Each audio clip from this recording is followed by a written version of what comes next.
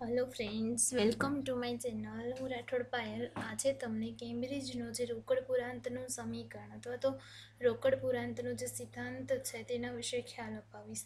આપણે છે પ્રીવિયસ લેક્ચરમાં છે કે જે ફિશરનો સિદ્ધાંત વિશે ટીકાઓ છે જોયેલી હતી કે ફિશરનો સિદ્ધાંત છે એ નાણાંનું મૂલ્ય છે કેવી રીતે નક્કી કરે છે, તો કે નાણાંના પરિમાણ દ્વારા નક્કી કરે છે, એટલે કે નાણાંના પુરવઠા દ્વારા નાણાંનું મૂલ્ય છે નક્કી થાય છે, એ રીતે સમજાવે છે. જ્યારે કેમ્બ્રિજ છે એમાં તો કે નાણાંનો પુરવઠો નહીં પરંતુ નાણાંની માંગ દ્વારા વધારે એના પર ફોકસ કરવામાં આવે છે, એટલે કે નાણાંની માંગ દ્વારા કઈ રીતે નાણાંનું મૂલ્ય રાખવું ને તે નક્કી કરે છે.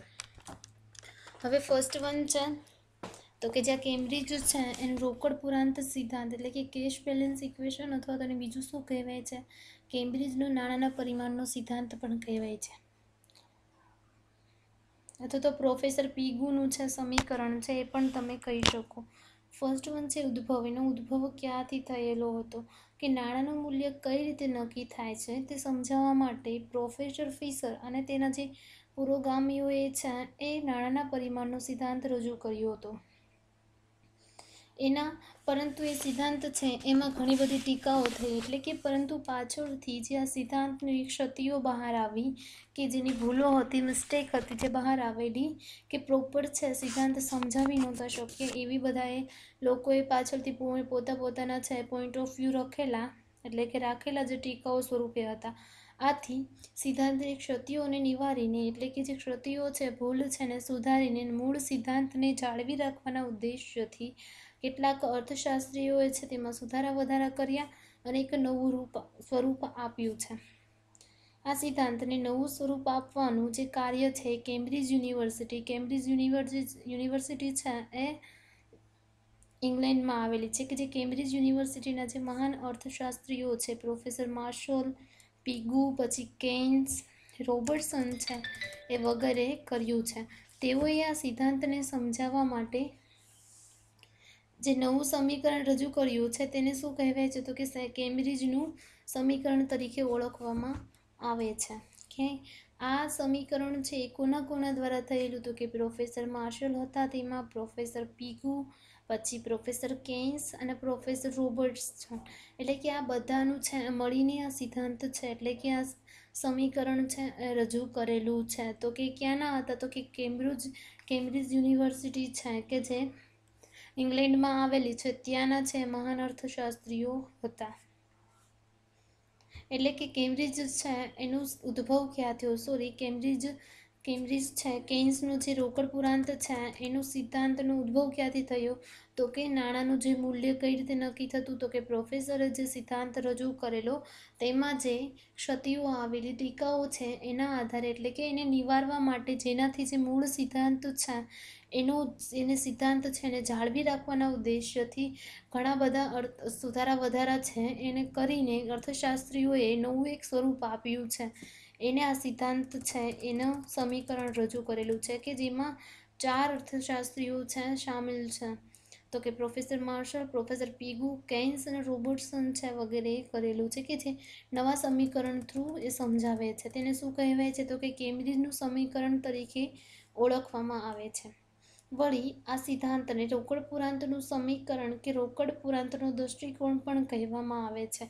એટલે કે આ સિદ્ધાંત છે અને બીજું શું કહેવાય છે, કેમ્બ્રિજનું સમીકરણ તો કહેવાય છે પણ સાથે સાથે રોકડ પુરાંત છે એનું સમીકરણ પણ કહેવાય છે અને રોકડ પુરાંતનો દૃષ્ટિકોણ પણ કહેવામાં આવે છે, કારણ કે તે નાણાંના પ્રમાણ સાથે સંબંધ ધરાવે છે કે જે લોકોને કોઈ એક વિશેષ સમયે પોતાની પાસે રોકડ સ્વરૂપ રાખવાનું ઈચ્છે છે. એટલે કે નાણાંનું પ્રમાણ પણ કેવું નાણાંનું પ્રમાણ, તો કે જે કોઈ પણ લોકો છે એની પાસે એટલે કે વિશેષ સમયે પોતાની પાસે રોકડ સ્વરૂપમાં રાખવાનું પસંદ કરે છે, કારણ કે રોકડ સ્વરૂપમાં ક્યારે રાખશે, કોઈ પણ આકસ્મિક જરૂરિયાત હશે અથવા તો વ્યવહારની જે જરૂરિયાત છે, રેગ્યુલર કોઈ પણ એક્સપેન્સીસ પેડ કરતા એટલે કે ખર્ચાઓ થતા હોય છે એને પેમેન્ટ કરવા માટે રોકડ છે રાખવાનું બધા લોકો છે ઈચ્છતા હોય છે. આમ કેમ્બ્રિજના અર્થશાસ્ત્રીઓએ જે રજૂ કરેલ સિદ્ધાંત છે એ કોઈ નવો સિદ્ધાંત નથી, પરંતુ તો કે ફિશરનો જે નાણાંનું પરિમાણ સિદ્ધાંત છે ને એનું માત્ર સંશોધિત સ્વરૂપ છે. એટલે કે જે ફિશરનો નાણાંનો સિદ્ધાંત છે એમાં તો કે એની ટીકાઓ છે એને સુધારવાનું ટ્રાય કરેલી છે, એટલે કે કેવી રીતે ઓછામાં એટલે કે કઈ રીતે સિદ્ધાંત છે એનું મૂળ સિદ્ધાંત એટલે કે એ ના જાય તેના માટે એણે જે ફિશરમાં જે કંઈ પણ જે ઘટતું હતું એમાં તો કે વધારો કરીને જે નાણાંનું પરિમાણનું સિદ્ધાંત છે એનું સંશોધિત સ્વરૂપ આપેલું છે, એટલે કે કંઈ નવો સિદ્ધાંત નથી, પરંતુ ફિશરના નાણાંના પરિમાણ સિદ્ધાંત સાથે જ સંબંધ ધરાવે છે. ફિશરે જે રજૂ કરેલ સિદ્ધાંત છે અમેરિકામાં વિશેષ લોકપ્રિય છે, એટલે કે જે ફિશરે રજૂ કરેલ સિદ્ધાંત છે ક્યાં તો કે અમેરિકામાં વધારે લોકપ્રિય છે, જ્યારે કેમ્બ્રિજ અર્થશાસ્ત્રીઓએ જે રજૂ કરેલું સિદ્ધાંત છે તે યુરોપ અને ખાસ કરીને ઇંગ્લેન્ડમાં વિશેષ પ્રચલિત છે. એટલે કે ફિશરે રજૂ કરેલ સિદ્ધાંત ક્યાં તો કે અમેરિકામાં, જ્યારે કેમ્બ્રિજના જે અર્થશાસ્ત્રીઓએ રજૂ કરેલ સિદ્ધાંત છે તે યુરોપ અને ખાસ કરીને ઇંગ્લેન્ડમાં વિશેષ પ્રચલિત છે, કારણ કે ઇંગ્લેન્ડમાં જ આવેલું છે કેમ્બ્રિજ યુનિવર્સિટી, એટલે કે અર્થશાસ્ત્રીઓ યુરોપ અને જે ઇંગ્લેન્ડ છે એમાં કેમ્બ્રિજનો સિદ્ધાંત છે એ વધારે પ્રચલિત છે. આ બંને સિદ્ધાંતો એક જ સિદ્ધાંતની આગળ પાછળ ઉદ્ભવેલી શાખાઓ હોવાથી તે બંને સિદ્ધાંતોનો પ્રધાન ઉદ્દેશ્ય નાણાંનું મૂલ્ય કઈ રીતે નક્કી થશે ને તે જ સમજાવવાનો રહેલો છે. એટલે કે આ સિદ્ધાંત છે પહેલાં છે ફિશરનો સિદ્ધાંત આવ્યો અને પછી તો કે કેમ્બ્રિજનો સિદ્ધાંત છે ફિશરના સિદ્ધાંત પરથી એની ખામીઓ દૂર કરીને એને વ્યવસ્થિત સમજાવેલો છે. એટલે કે આ બંને સિદ્ધાંત છે એનો મેઇન ઉદ્દેશ્ય શું છે તો કે એનું એ જ છે કે નાણાંનું મૂલ્ય કેવી રીતે આપણે નક્કી કરી શકીએ એ સમજાવવાનો જ રહ્યો છે એનો ઉદ્દેશ્ય. ફેર માત્ર એટલો જ છે કે બંને સિદ્ધાંતો છે નાણાંના મૂલ્યને સ્પષ્ટ કરવા માટે જુદા જુદા માર્ગો પસંદ કરે છે, એટલે કે મેઇન એનો ઉદ્દેશ્ય સેમ છે પણ જે વે છે જે રસ્તો છે એ જ બેના જુદા જુદા છે. અર્થાત બંને સિદ્ધાંતો છે એનું સાધ્ય એક જ છે, એટલે કે સાધ્ય એટલે કે ઉદ્દેશ્ય છે એક જ છે કે નાણાંનું મૂલ્ય છે એ કઈ રીતે નક્કી થાય છે તે સમજાવવાનું, પરંતુ સાધનમાં જ તફાવત છે, એટલે કે જે સાધન વાપરે છે એટલે કે જે રસ્તો છે જુદા જુદા માર્ગ છે એ જ છે એમાં તફાવત જોવા મળે છે. તો હવે આ સિદ્ધાંત છે એની વિગતવાર ચર્ચા કરીએ. એમાં બી શું છે તો કે ફર્સ્ટ ઓફ ઓલ એ શું હતું તો કે એનો ઉદ્ભવ છે ક્યાંથી થયો, પછી બી છે કે કેમ્બ્રિજ અર્થશાસ્ત્રીઓના રોકડ પુરાંતના સિદ્ધાંતની સમજૂતી આપેલી છે કે રોકડ પુરાંતનો સિદ્ધાંત છે એટલે થશે શું તો કે ફિશરની માફક જ જે કેમ્બ્રિજના જે અર્થશાસ્ત્રીઓ છે એમણે રોકડ પુરાંતનો સિદ્ધાંત રજૂ કરતા એવું જણાવે છે કે જે નાણાંનું મૂલ્ય છે એ નાણાંની માંગ અને નાણાંના પુરવઠા ઉપર આધાર રાખે છે. એટલે કે જેમ ફિશર છે એ પણ એમ જ કહેતા હતા, ફર્સ્ટ ઓફ ઓલ એમણે એ જ પહેલાં એક્સપ્લેન કરેલું હતું કે જે નાણાંનું મૂલ્ય છે નાણાંની માંગ અને નાણાંના પુરવઠા ઉપર આધાર રાખે છે, પરંતુ તે ફિશર છે એને નાણાંના જે પુરવઠો છે એના ઉપર વધારે ભાર આપેલો હતો. એટલે કે ફિશરની માફક જ જે કેમ્બ્રિજના અર્થશાસ્ત્રીઓ છે એ જે રોકડ પુરાંતનો જે સિદ્ધાંત છે એને રજૂ કરતા એની સાથે એવું કહે છે કે જે નાણાંનું મૂલ્ય છે તે નાણાંની માંગ અને નાણાંના પુરવઠા ઉપર આધાર રાખે છે.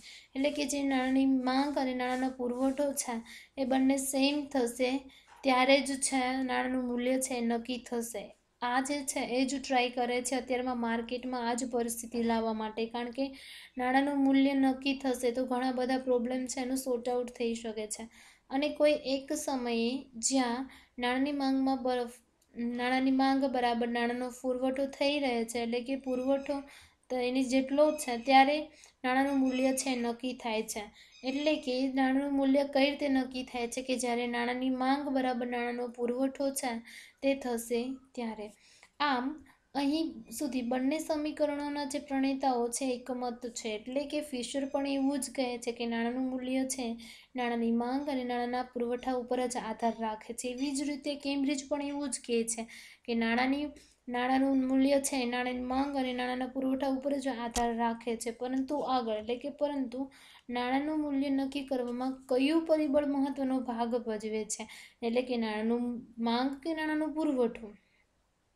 એટલે કે નાણાંનું મૂલ્ય નક્કી કરવામાં કયું પરિબળ છે મહત્વનો ભાગ ભજવે છે, નાણાંની માંગ કે નાણાંનો પુરવઠો. તે બાબતમાં બંને વિચારધારાના પ્રણેતાઓ એકબીજાથી જુદા પડે છે. એટલે કે બંનેના થોટ છે, વિચારો છે ક્યાંથી જુદા પડે છે, તો કે નાણાંનું મૂલ્ય છે એ નાણાંની માંગ અને નાણાંના પુરવઠા દ્વારા, પરંતુ નાણાંના પુરવઠા દ્વારા વધારે જાણી શકાય કે નાણાંની માંગ દ્વારા, એમાં છે બંનેનું મત અલગ પડે છે. ફિશર છે એ નાણાંનું મૂલ્ય નક્કી કરવામાં નાણાંનો પુરવઠો છે એ મહત્વનો ભાગ ભજવે છે તેમ માનતા હતા. ફિશર શું માને છે, તો કે નાણાંનો પુરવઠો છે એ જ છે નાણાંનું મૂલ્ય, એના દ્વારા આપણે નાણાંનું મૂલ્ય નક્કી કરી શકીએ છીએ. જ્યારે કેમ્બ્રિજના જે અર્થશાસ્ત્રીઓ છે એ શું માને છે, તો કે નાણાંનું મૂલ્ય નક્કી કરવામાં નાણાંની માંગ એ મહત્વનો ભાગ ભજવે છે તેમ કહે છે. તેથી આ અર્થશાસ્ત્રીઓના મત મુજબ જો નાણાંની માંગમાં જ્યારે ફેરફાર થાય છે, એટલે કે નાણાંની માંગ છે એ વધે છે અથવા તો ઘટે છે, ત્યારે નાણાંના મૂલ્યમાં એ ફેરફાર સર્જાય છે. આમ કેમ્બ્રિજના જે અર્થશાસ્ત્રીઓ છે એ નાણાંનું મૂલ્ય નક્કી કરવામાં જે નાણાંની માંગ છે એના ઉપર વિશેષ ભાર આપે છે. જ્યારે ફિશર છે એવું માને છે કે નાણાંનું મૂલ્ય નક્કી કરવા માટે નાણાંનો પુરવઠો છે એ મહત્વનો ભાગ ભજવે છે. જેમ નાણાંનો પુરવઠો છે એ વધુ હશે તેમ નાણાંનું મૂલ્ય ઘટશે, અને જેમ નાણાંનો પુરવઠો ઓછો હશે તેમ નાણાંનું મૂલ્ય વધશે. તેવી જ રીતે છે કેમ્બ્રિજના અર્થશાસ્ત્રીઓ એમ માને છે કે નાણાંનું મૂલ્ય છે એ નાણાંની માંગ ઉપર રહેલું છે, કે માર્કેટ છે એમાં નાણાંની માંગ કેટલી છે. આમ કેમ્બ્રિજના અર્થશાસ્ત્રીઓ છે એ નાણાંનું મૂલ્ય નક્કી કરવામાં જે નાણાંની માંગ છે એના પર વિશેષ ભાર મૂકે છે. ફિશર એવું માનતા હતા કે માત્ર નાણું છે એ માત્ર વિનિમયના માધ્યમનું જ કાર્ય કરે છે. એટલે કે ફિશર શું માનતા હતા, તો કે નાણું છે એ ખાલી વિનિમયના માધ્યમ તરીકેનું જ કાર્ય કરે છે, પરંતુ એવું રિયાલિટીમાં નથી હોતું. કારણ કે બધા લોકો છે, જેટલું પણ એની ઇન્કમ છે, જેટલી પણ આવક છે એ બધી છે એ વસ્તુ ખરીદ વેચવામાં નહીં નાખશે, પરંતુ અમુક પૈસા છે એ બેંકમાં પણ રોકશે. એટલે કે રોકાણ પણ કરી શકશે, સંગ્રહ પણ કરી શકશે, અને એની પાસે રોકડમાં પણ રાખવાનું પ્રિફર કરશે. જ્યારે કેમ્બ્રિજ છે એના અર્થશાસ્ત્રીઓ એવું કહે છે કે નાણું છે એક વિનિમયના માધ્યમ તરીકે કાર્ય કરવા ઉપરાંત, એટલે કે ખાલી વિનિમયના માધ્યમ તરીકેનું કાર્ય નથી પરંતુ એના ઉપરાંત એક બીજું અને મહત્વનું પણ કાર્ય કરે છે, કે જે છે મૂલ્યના સંગ્રાહક તરીકેનું કાર્ય. એટલે કે પૈસા છે એને સંગ્રહ પણ કરી શકે છે, એટલે કે ઇન્વેસ્ટમેન્ટ, એટલે કે રોકાણ પણ કરે છે. ખાલી વસ્તુ છે ખરીદવા અને વેચવામાં ઉપયોગ નથી થતો નાણાંનો. નાણાંની માંગની દ્રષ્ટિએ નાણાંનું આ કાર્ય ખૂબ જ મહત્વનું છે. અર્થાત નાણાંની માંગ છે સોદાઓ માટે જ નહીં, પરંતુ મૂલ્યના સંગ્રહના ઉદ્દેશ્યથી પણ કરવામાં આવે છે. ખાલી નાણું છે વિનિમયના માધ્યમ તરીકે જ નહીં, પરંતુ મૂલ્ય છે એના સંગ્રહના તરીકે, એટલે કે સંગ્રહના ઉદ્દેશ્યથી પણ કરવામાં આવે છે. આમ કેમ્બ્રિજના જે નાણાં પરિમાણનો સિદ્ધાંત મુજબ કોઈ એક સમાજમાં પરંતુ લોકોની જે નાણાંને સંગ્રહી રાખવાની ટેવ ઉપર આધાર રાખે છે. એટલે કે કેમ્બ્રિજના જે નાણાં પરિમાણનો સિદ્ધાંત છે એ કોઈપણ સમાજમાં નાણાંની માંગ છે એ કોઈપણ વસ્તુઓની જે આપણે કરીએ છીએ તેના પર જ નથી રહેતો, પરંતુ જે લોકોને જે નાણું છે એ સંગ્રહી રાખે છે, એટલે કે જે બચત કરે છે તેની ટેવ પર પણ આધાર રાખે છે. એટલે કે જો નાણાંના સંગ્રહની વૃત્તિમાં ફેરફાર થશે તો નાણાંની માંગમાં પણ ફેરફાર સર્જાય છે. આ રીતે કેમ્બ્રિજના જે અર્થશાસ્ત્રીઓ છે એના મત મુજબ લોકોની નાણાંના સંગ્રહ અને અસંગ્રહની વૃત્તિ, એટલે કે એની ઈચ્છામાં જે ફેરફાર થાય છે તેને આધારે નાણાંની માંગમાં પણ ફેરફાર થાય છે. અને જો નાણાંની માંગમાં ફેરફાર થશે તો એના લીધે ભાવ છે એમાં પણ ફેરફાર લાવે છે, અને જો ભાવમાં ફેરફાર થશે તો શ્યોરલી કોઈ એક સમયે નાણાંનું મૂલ્ય પણ નક્કી થાય છે. એટલે કે નાણાંનું મૂલ્ય છે એ કોના પર ડિપેન્ડ છે, કે જે ભાવ છે, ભાવ સપાટી કેવી રહે છે, ભાવ સપાટી ઉપર આધાર રાખે છે. જ્યારે ભાવ સપાટી છે એ કોના પર અહીંયા ડિપેન્ડ છે, તો કે નાણાંની માંગ દ્વારા. એટલે કે નાણાંની માંગ છે એ કોના પર આધાર રાખે છે? તો કે નાણાંનો સંગ્રહ કેટલો થાય છે કે સંગ્રહ નથી થતો, એની વૃત્તિ પર રાખે છે કે લોકો છે એનો વ્યવહાર કેટલો છે, એનું વર્તન કેવું છે કે નાણું સંગ્રહ કરવાનો કે અસંગ્રહ કરવાનો. જ્યારે આ જ છે ફિશરનો સિદ્ધાંત કઈ રીતે કહેતું હતું કે નાણાંનું મૂલ્ય નક્કી કરવા માટે ભાવમાં ફેરફાર એટલે કે ભાવ સપાટી ઉપર આધાર રાખે છે. જ્યારે ભાવ સપાટી છે એ કોના પર? તો કે નાણાંની માંગ છે. જ્યારે નાણાંની માંગની જગ્યાએ ફિશરમાં શું આવતું કે નાણાંના પુરવઠા પર આધાર રાખે છે. જ્યારે નાણાંનો પુરવઠો છે એ કોના પર આધાર રાખે છે? તો કે વસ્તુનો જે વિનિમય થાય છે તેના પર આધાર રાખે છે, અથવા તો વસ્તુની આપ-લે થાય છે તેના પર આધાર રાખે છે. ટૂંકમાં જે ફિશર છે એ નાણાંનું મૂલ્ય નક્કી કરવા માટે કેનો યુઝ કરતો હતો? તો કે નાણાંના પુરવઠાને મહત્વના પરિબળ તરીકે સ્વીકારે છે. એટલે કે જે નાણાંનું મૂલ્ય નક્કી કરવા માટે નાણાંનો પુરવઠો છે એ મહત્વનું પરિબળ છે, એવું કયા સિદ્ધાંતમાં હતું? તો કે ફિશરના સિદ્ધાંતમાં હતું. જ્યારે કેમ્બ્રિજના જે અર્થશાસ્ત્રીઓ છે એણે શું કીધું કે નાણાંની માંગને મહત્વના પરિબળ તરીકે સ્વીકાર્યું છે. એટલે કે કેનો સ્વીકાર કરેલો છે કે નાણાંની માંગ છે એ મહત્વનું પરિબળ છે. શેના માટે? તો કે નાણાંનું મૂલ્ય નક્કી કરવા માટે. આમ ફિશર અને જે કેમ્બ્રિજના જે અર્થશાસ્ત્રીઓ છે એની વિચારધારા વચ્ચે આ મૌલિક અંતર રહેલું છે. એટલે કે આ છે એ મૂળભૂત અંતર છે કે જે ફિશર છે એ નાણાંનું મૂલ્ય કોના દ્વારા નક્કી કરે છે? તો કે નાણાંના પુરવઠા દ્વારા નક્કી કરે છે. જ્યારે કેમ્બ્રિજના જે અર્થશાસ્ત્રીઓ છે, પીગુ, માર્શલ, એ બધા, તો એ કોના? તો કે નાણાંનું માંગ દ્વારા છે. એટલે કે નાણાંનું મૂલ્ય છે એ નાણાંની માંગ દ્વારા નક્કી કરે છે. એટલે કે એના પરિબળ તરીકે એ બધા સ્વીકારે છે. એટલે કે આ બંને વચ્ચે કેવું? તો કે મૂળભૂત અંતર છે. કેન્સ એવું કહે છે કે જે નાણાંમાં રહેલ ખરીદ શક્તિ એટલે શું થશે કે કોઈ પણ વસ્તુ ખરીદવા માટેની કેપેસિટી, ખરીદ શક્તિ અને સંગ્રહ શક્તિના ગુણને લીધે, એટલે કે નાણાં છે એમાં ખરીદ શક્તિ રહેલી છે. કોઈ પણ વસ્તુ છે કોઈ પણ સમયે કોઈ પણ સ્થળેથી આપણે ઇઝીલી લઈ શકીએ છીએ. અને જ્યારે સંગ્રહ શક્તિ એટલે શું થશે? તો કે જો આપણે મની છે ઇઝીલી આપણે સંગ્રહ કરી શકીએ છીએ, એની બચત પણ કરી શકીએ છીએ અને સ્ટોર કરી શકીએ છીએ. એટલે કે ખરીદ શક્તિ અને સંગ્રહ શક્તિનો જે ગુણ રહેલો છે એના કારણે જે લોકો છે એ પોતાની વર્તમાન આવકો છે, એટલે કે અત્યારે જેટલી એને આવક આવે છે તે તાત્કાલિક ઉપભોગ પાછળ ખર્ચી નાખતા નથી. એટલે કે જેની બધી જ આવકો છે તાત્કાલિક એટલે કે ઉપભોગ એટલે કે વપરાશ પાછળ ખર્ચી નાખતા નથી. એટલે કે જેટલી પણ આવક છે એટલી બધી વસ્તુ પાછળ ખરીદવા માટે ખર્ચતા નથી. એટલે કે બધું જ છે એના થ્રુ એટલે કે આપલે એટલે કે વિનિમય થતો નથી, પરંતુ તેમાંથી કેટલીક રકમની બચત પણ કરે છે, કારણ કે ભવિષ્યમાં તે કામ લાગી શકે તે માટે લોકો છે એની આવકોમાંથી ઉપયોગ એટલે કે વપરાશ ન કરતા અમુક ભાગ છે એટલે કે કેટલીક રકમ છે તે બચત પણ કરે છે. આ બચતમાંથી કેટલોક ભાગ છે મૂડીરોકાણ માટે ઉપયોગ લે છે, જ્યારે બાકીનો ભાગ છે પોતાની રોકડ સ્વરૂપમાં રાખવાનું પસંદ કરે છે. એટલે કે જે આ બચત કરેલી હશે કે અમુક વસ્તુ ખરીદવા પાછળ ખર્ચશે, નો ડાઉટ, પરંતુ તેની સાથે સાથે બચત પણ કરશે. બચત કરેલી છે તેમાંથી છે મૂડીરોકાણ કરશે, એટલે કે કોઈ પણ બેંક, ઇન્સ્યોરન્સ, ફંડ, એમાં તો કે રોકશે, એની સામે એના માટે ઉપયોગ લેશે. જ્યારે બાકીનો ભાગ છે એ પોતાની પાસે રોકડ સ્વરૂપમાં રાખશે કે જ્યારે કોઈ પણ વસ્તુ છે કોઈ પણ જ્યારે રિક્વાયરમેન્ટ એટલે કે જરૂરિયાત લાગે ત્યારે રોકડ સ્વરૂપમાં રાખશે કે એના થ્રુ એ કરી શકશે. આમ લોકો છે એ કેટલા પ્રમાણમાં રોકડ નાણું પોતાની પાસે રાખવા માંગે છે તેના આધારે નાણાંની માંગ નક્કી થાય છે. એટલે કે નાણાંની માંગ છે એ કઈ રીતે નક્કી થશે? એટલે કે જે લોકો છે એની પાસે કેટલા પ્રમાણમાં રોકડ નાણું રાખવા માંગે છે તેના આધારે નાણાંની માંગ છે નક્કી થાય છે.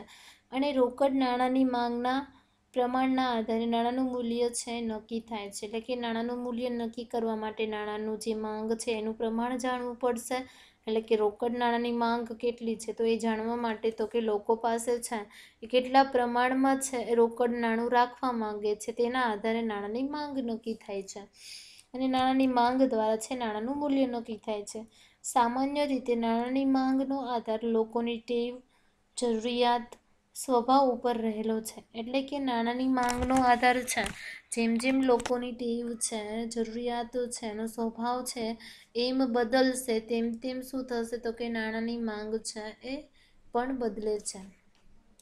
હવે અને આ બધી બાબતો સમયના પરિવર્તન સાથે બદલાતી હોય છે. જેમ જેમ મોડર્ન ટાઈમ આવે છે તેમ તેમ લોકોની ટેવ પણ છે એમાં પણ ચેન્જીસ આવે છે. પછીની જરૂરિયાત છે એના પ્રમાણમાં વધતી જાય છે. એનો સ્વભાવ છે એમાં પણ ફેરફાર આવે છે. કારણ કે જેમ જેમ સમય પરિવર્તન થાય છે તેમ તેમ એના વિચારો છે એમાં પણ ફેરફાર આવે છે. તેથી નાણાંની માંગમાં પણ ફેરફાર થતો રહે છે. એટલે કે જેવું જેવું ટાઈમ હશે, જેમ જેમ સમય હશે એમાં પરિવર્તન આવશે તેમ તેમ નાણાંની માંગ પણ એમાં પણ ફેરફાર છે થતો રહે છે. હવે જ્યારે લોકો રોકડ નાણાંની માંગ વધુ કરે ત્યારે વસ્તુઓના જે ભાવ છે ઘટે છે અને વસ્તુના ભાવ ઘટવાથી નાણાંના મૂલ્યમાં વધારો થાય છે. એટલે કે જ્યારે લોકો છે એની પાસે રોકડ નાણું વધારે રાખવા માંગશે, એટલે કે વસ્તુ પાછળ ખર્ચ નહીં કરશે તો જે વસ્તુ છે એના ભાવ છે એ ઘટશે. કારણ કે વસ્તુ આપણે નહીં ખરીદશું એટલી બધી તો જે પ્રોડક્ટ છે અથવા તો વસ્તુ છે કોઈ પણ કંપનીની એનું જે માંગ છે એ ઘટશે. જો એની વસ્તુની માંગ ઘટશે તો એની સાથે શું થશે તો કે એની વસ્તુની ભાવ છે, પ્રાઇસ છે એ પણ ઘટે છે. એટલે કે એની કિંમત પણ ઘટે છે. તેવી જ રીતે વસ્તુની કિંમત ઘટવાથી એટલે કે વસ્તુના ભાવ ઘટવાથી નાણાંના મૂલ્યમાં વધારો થાય છે. એટલે કે ભાવ જેમ ઘટશે તેમ તેમ શું થશે તો કે નાણાંનું મૂલ્ય છે એમાં પણ વધારો થાય છે. કારણ કે આપણે ફિશરના સિદ્ધાંતમાં જ જોયેલું હતું તો કે નાણાંના મૂલ્ય અને જે વસ્તુના ભાવ સાથે કેવો સંબંધ છે તો કે વિરોધ સંબંધ છે. કઈ રીતે જાણી શકતા? કારણ કે આપણે નાણાંનો પુરવઠો જો વધશે તો નાણાંનું મૂલ્ય છે એ પણ સાથે વધે છે અને નાણાંનો પુરવઠો વધશે તો જે ભાવ સપાટી છે એ પણ સાથે વધે છે. જેમ ભાવ સપાટી વધે છે, જેટલી ભાવ સપાટી વધશે તેમ શું થશે તો કે નાણાંનું મૂલ્ય છે એ ઘટે છે. જેમ જેમ નાણાંનો પુરવઠો છે એ ઘટે છે એટલે કે આપણે કરકસર યુઝ કરશું એટલે કે ભાવ સપાટી છે એ પણ ઘટે છે અને નાણાંની મૂલ્ય છે એ પણ વધે છે. વધારે પૈસા હશે તો વધારે ખર્ચો કરશું, જ્યારે ઓછા પૈસા હશે તો કરકસર અને વિવેકપૂર્ણ વાપરીશું. હવે આમાં શું કહે છે તો કે રોકડ નાણાંની માંગ વધુ કરે ત્યારે ભાવ ઘટે છે અને જો ભાવ ઘટશે તો નાણાંનું મૂલ્ય વધશે. એટલે કે નાણાંના મૂલ્ય અને જે ભાવ સાથે કેવો છે તો કે વિરુદ્ધમાં સંબંધ છે. જો વસ્તુના ભાવ ઘટે છે તો કે ભાવ ઘટશે તો એના લીધે નાણાંનું મૂલ્ય છે એ વધશે. તેનાથી ઉલટું આપણે એવું કહી શકીએ કે જ્યારે લોકો છે એ નાણાંની માંગ ઓછી કરે છે. એટલે કે નાણાંની માંગ કઈ રીતે કે જે રોકડ અનામત છે એમાં ઓછું રાખે છે અને વસ્તુ ખરીદવા પાછળ વધારે ખર્ચ કરે છે. તો એના લીધે શું થશે કે કોઈ પણ પ્રોડક્ટ છે, કોઈ પણ કંપનીની વસ્તુ છે આપણે ખરીદશું તો એના લીધે શું થશે તો કે કોઈ પણ માંગ વધશે, માર્કેટમાં માંગ વધશે. એટલે કે માંગ વધશે એટલે શું થશે તો કે કોઈ પણ કંપની છે એની વસ્તુની માંગ વધશે તો પ્રાઇસ એટલે કે કિંમત પણ તે વધારી દેશે. એટલે કે કિંમત વધારી દેશે. તેવી રીતે માર્કેટમાં શું થશે, બધા બિઝનેસની કિંમત વધશે તો માર્કેટમાં છે ભાવ સપાટી પણ કેવી થશે તો કે વધશે.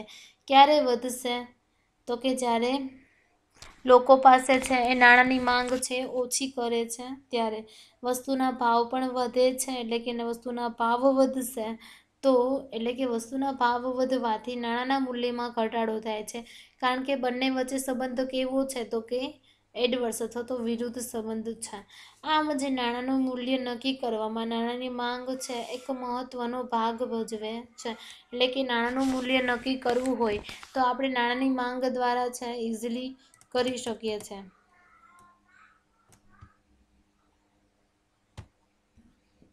એટલે કે જ્યારે લોકો છે રોકડ નાણાંની માંગ વધુ કરે છે ત્યારે ભાવ ઘટે છે અને ભાવ ઘટવાથી નાણાંનું મૂલ્ય વધે છે. જ્યારે લોકો છે રોકડ નાણાંની માંગ ઓછી કરે છે એટલે કે માંગ ઓછી કરે છે તો એના લીધે શું થશે કે વસ્તુના ભાવ છે એ વધે છે અને વસ્તુના ભાવ વધશે એના લીધે નાણાંના મૂલ્યમાં પણ ઘટાડો થાય છે. ઓકે, હવે ફર્સ્ટ ઓફ ઓલ આપણે રિવાઇઝ કરીશું જેટલું લીધેલું છે તેટલું.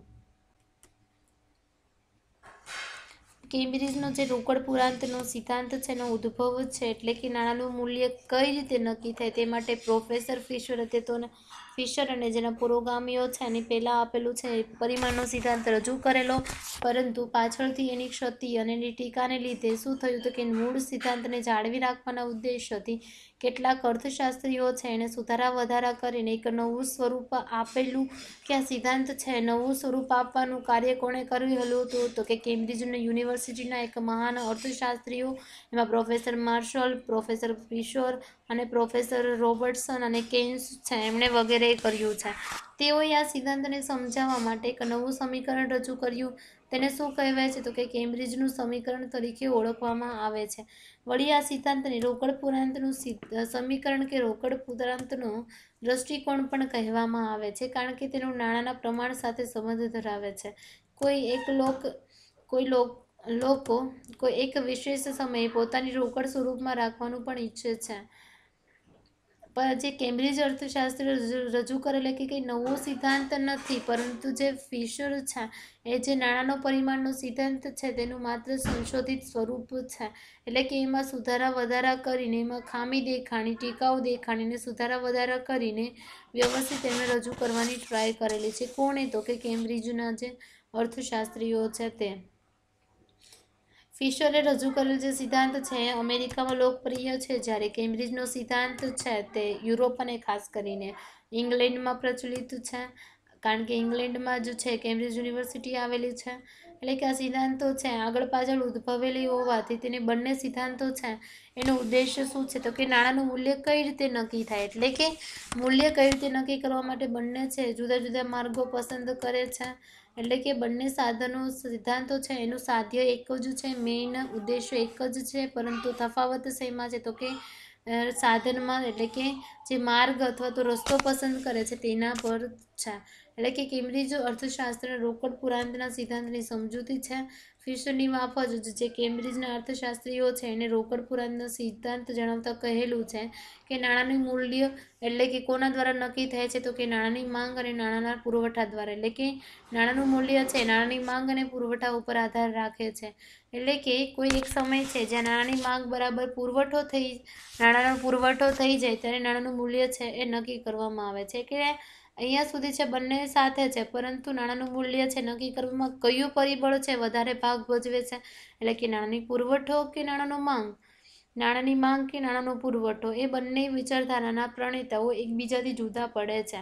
ફિશર છે નાણાંનું મૂલ્ય નક્કી કરવામાં નાણાંનો પુરવઠોનો મહત્વનો ભાગ ભજવે છે, જ્યારે કેમ્બ્રિજ અર્થશાસ્ત્રીઓ છે એ નાણાંનું મૂલ્ય નક્કી કરવામાં નાણાંની માંગ છે એક મહત્વનો ભાગ ભજવે છે તેવું માને છે. તેથી અર્થશાસ્ત્રીઓના મત મુજબ નાણાંની માંગમાં જ્યારે ફેરફાર થાય છે ત્યારે નાણાંના મૂલ્યમાં ફેરફાર થાય છે. એવું કોણ માને છે તો કે કેમ્બ્રિજના અર્થશાસ્ત્રીઓ. આવી રીતે કેમ્બ્રિજના અર્થશાસ્ત્રીઓ છે એ નાણાંનું મૂલ્ય નક્કી કરવામાં નાણાંની માંગ ઉપર વિશેષ ભાર મૂકે છે, જ્યારે ફિશર છે એવું માને છે કે ખાલી નાણું છે એ માત્ર વિનિમયના માધ્યમ તરીકેનું કાર્ય કરે છે. જ્યારે ફિશરનો સિદ્ધાંત શું કહે છે તો કે ખાલી નાણું છે એ વિનિમયના માધ્યમ તરીકે કામ કરતું નથી, એટલે કે કાર્ય કરવા ઉપરાંત એક બીજું પણ મહત્વનું કાર્ય કરે છે જે મૂલ્યના સંગ્રાહક તરીકેનું કાર્ય. એટલે કે નાણાંની માંગની દ્રષ્ટિએ નાણાંનું કાર્ય છે આ ખૂબ જ ઇમ્પોર્ટન્ટ છે. એટલે કે નાણાંની માંગ છે એ ખાલી વિનિમયનું નહીં પરંતુ સંગ્રહના ઉદ્દેશ્યથી પણ કરવામાં આવે છે. એટલે કે કેમ્બ્રિજના જે નાણાં પરિમાણના સિદ્ધાંત મુજબ કોઈ એક સમાજમાં નાણાંની માંગ વ્યાપક સોદાઓના પ્રમાણ પર આધાર રાખતી નથી, પરંતુ નાણું છે સંગ્રહી રાખવાની ટેવ છે એના પર પણ આધાર રાખે છે. કેમ્બ્રિજના અર્થશાસ્ત્રીઓના લોક મુજબ જે સંગ્રહ કરે અથવા તો અસંગ્રહ વૃત્તિમાં જે ફેરફાર થશે તો નાણાંની માંગમાં ફેરફાર થશે, નાણાંની માંગમાં ફેરફાર થશે તો ભાવ છે એમાં ફેરફાર થશે ને ભાવમાં ફેરફાર થશે, એટલે કે કોઈ એક સમયે નાણાંનું મૂલ્ય પણ નક્કી થશે. એટલે કે નાણાંનું મૂલ્ય કઈ રીતે નક્કી થશે કે નાણાંનું મૂલ્ય છે એ કોના પર આધાર છે તો કે ભાવ સપાટી ઉપર આધાર છે. અહીંયા ભાવ છે એ કોના પર આધાર છે તો કે નાણાંની માંગ પર, જ્યારે નાણાંની માંગ છે એ કોના પર તો કે લોકો છે એને નાણાંને સંગ્રહી રાખવાની વૃત્તિ અથવા તો ઈચ્છા પર છે આધાર રાખે છે. ટૂંકમાં ફિશર નાણાંનું મૂલ્ય નક્કી કરવા માટે નાણાંના પુરવઠાને મહત્વનું પરિબળ તરીકે સ્વીકારે છે, જ્યારે કેમ્બ્રિજ છે નાણાંની માંગને એક મહત્વના પરિબળ તરીકે સ્વીકારે છે. એટલે કે આ બંને વચ્ચે મૂળભૂત અંતર છે એટલું જ છે. કેન્સ એવું કહે છે કે નાણાંમાં ખરીદ શક્તિ અને સંગ્રહ શક્તિના ગુણના આધારે લોકો છે વર્તમાન આવકો છે તાત્કાલિક બધી જ આવક છે ખર્ચતા નથી, પરંતુ તેમાંથી અમુક રકમની બચત કરે છે. એ બચતમાંથી કેટલોક ભાગ છે મૂડીરોકાણ રાખે છે, એટલે કે મૂડીરોકાણ માટે ઉપયોગમાં લે છે, જ્યારે બાકીનો ભાગ છે રોકડ સ્વરૂપમાં રાખવાનું પસંદ કરે છે. આમ લોકો કેટલા પ્રમાણમાં રોકડ નાણું પોતાની પાસે રાખવા માંગે છે તેનો આધાર કોના પર? તો કે નાણાંની માંગ છે એ નક્કી થાય છે. જો રોકડ નાણાંની માંગના પ્રમાણને આધારે નાણાંનું મૂલ્ય છે એ નક્કી થાય છે કે નાણાંનું મૂલ્ય છે કોના પર આધાર રાખે છે? તો કે નાણાંની માંગ પર. જ્યારે નાણાંની માંગ છે એ કોના પર આધાર રાખે છે? તો કે લોકો છે એ કેટલા પ્રમાણમાં રોકડ નાણું છે એની પાસે રાખવા માંગે છે તેના પર. સામાન્ય રીતે નાણાંની માંગનો આધાર લોકોની ટેવ, પછી જરૂરિયાતો સ્વભાવ ઉપર રહેલો છે કે જે સમય પરિવર્તન થાય છે તેમ તેમ નાણાંની માંગમાં પણ ફેરફારો થાય છે. આમ રોકડ નાણાંની માંગ વધુ કરે છે જ્યારે વસ્તુઓના ભાવ ઘટે છે, અને વસ્તુના ભાવ ઘટવાથી નાણાંના મૂલ્યમાં વધારો થાય છે, કારણ કે ભાવ સપાટી અને નાણાંના મૂલ્ય વચ્ચે વિરોધ સંબંધ છે, જે ફિશરના સિદ્ધાંતમાં પણ જોયેલું હતું. જ્યારે આનાથી ઉલટું લોકો છે એને નાણાંની માંગ ઓછી કરશે કે રોકડ નાણું ઓછું રાખશે ત્યારે વસ્તુના ભાવ વધે છે, અને વસ્તુના ભાવ વધવાથી નાણાંનું મૂલ્ય છે એમાં ઘટાડો થાય છે. આમ નાણાંનું મૂલ્ય નક્કી કરવામાં નાણાંની માંગ છે એક અગત્યનો અને મહત્વનો ભાગ ભજવે છે. ઓકે, આઈ હોપ કે તમને સમજાણું હશે. હવે નેક્સ્ટ લેક્ચર છે ત્યારે આ સિદ્ધાંતની જે આધારભૂત બાબતો છે એના વિશે ખ્યાલ મેળવશું. ઓકે, બાય અને take care all of you.